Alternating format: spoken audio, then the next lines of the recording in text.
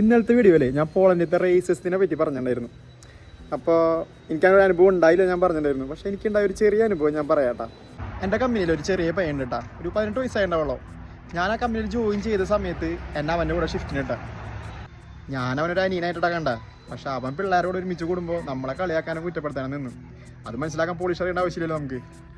ആദ്യത്തെ ദിവസം തൊട്ട് ഒരാഴ്ച അവനിക്ക് മിഷനൊന്നും തന്നില്ല കേട്ടാ. എന്തിനാ ഡൗട്ട് ചോദിച്ചാൽ പറഞ്ഞു തരില്ല. വൈകുന്നേരം പണി കഴിഞ്ഞ് പോകുമ്പോൾ മിഷൻ ക്ലീൻ ആയിട്ട് എനിക്ക് തരും. ഞാനത് ക്ലീനാക്കി വീട്ടിലേക്ക് പോരും. ഒരാഴ്ച കഴിയുമ്പോൾ അവിടെ നമ്മുടെ അവസ്ഥ പറഞ്ഞു, അവിടെ ഈ ജോലി എനിക്ക് അത്ര അത്യാവശ്യമാണ്, എനിക്ക് പറഞ്ഞായോ ഉള്ള കാര്യങ്ങളൊക്കെ ഞാൻ പറഞ്ഞു ഇംഗ്ലീഷിൽ ട്രാൻസ്ലേറ്റർ ഇട്ടിട്ട്. പക്ഷെ അവനതൊന്നും മനസ്സിലാക്കിയില്ല കേട്ടാ. പിന്നെ നമ്മളോട് പ്രത്യേകതയില്ല, നമ്മൾ ജോലി തുടങ്ങാനായിട്ട് മുമ്പ് നമ്മളെല്ലാവർക്കും ഷെയ്ക്കാൻഡ് കൊടുക്കും.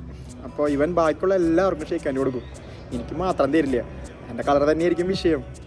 അവനൊന്നും പറഞ്ഞു തന്നില്ലെങ്കിലും ആ ജോലി എനിക്ക് കിട്ടിയിട്ടാ. ഞങ്ങൾ 2 ഷിഫ്റ്റിലായി, അവൻ്റെ ഓപ്പോസിറ്റ് മെഷീനിലായി ഞാൻ വർക്ക് ചെയ്യണം. ഇവിടെ സാധാരണ ശനിയാഴ്ചകൾ പോലീസുകാർ പണിക്ക് വരില്ല കേട്ടാ. അങ്ങനെ ഇരിക്കുമ്പോൾ ഒരു ദിവസം ശനിയാഴ്ച എനിക്ക് എല്ലാ ദിവസവും പണി ഉണ്ടായിരുന്നു. ശരിയാഴ്ച ഞാൻ ജോലിക്ക് പോയി. ഇപ്പം അന്ന് അവൻ വന്നിട്ടുണ്ടായിരുന്നു, ഏതൊരു അർജൻറ്റ് പീസ് കൊടുക്കാണ്ടായിരുന്നു.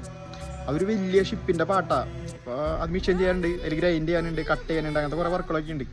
കമ്പനിയിലാണെങ്കിൽ അന്ന് ആരും വന്നിട്ടില്ല കേട്ടാ, ആകെ ഒരു മാനേജർ വന്നിട്ടുള്ളൂ. ആളുടെ ക്യാബിനാണെങ്കിൽ വളരെ ദൂരെയാണ്. ഈ അവൻ മെഷീൻ ചെയ്യണ എലമെൻ്റ് സപ്പോർട്ടിനായിട്ട് ഒരു ഇരുമ്പ് കഷ്ണം കൊടുത്തിട്ടുണ്ടായിരുന്നു, നല്ല ഭാരമുള്ള ഇരുമ്പ് കഷ്ണം കേട്ടാ.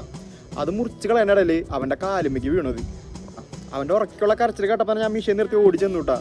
അപ്പം എന്നെ കൊണ്ട് പൊക്കാൻ പറ്റാത്തൊരു പീസാണ് അവിടെ കിടക്കണം അവൻ്റെ മേത്ത്. എന്തോ അപ്പം ഞാൻ നിർത്ത്, നമുക്ക് ആ സമയത്ത് നമുക്ക് എന്തോ ഒരു എനർജി വരുന്ന പറയില്ല, ആ സമയത്ത് ഞാൻ നിർത്ത് മറിച്ച് കിട്ടും.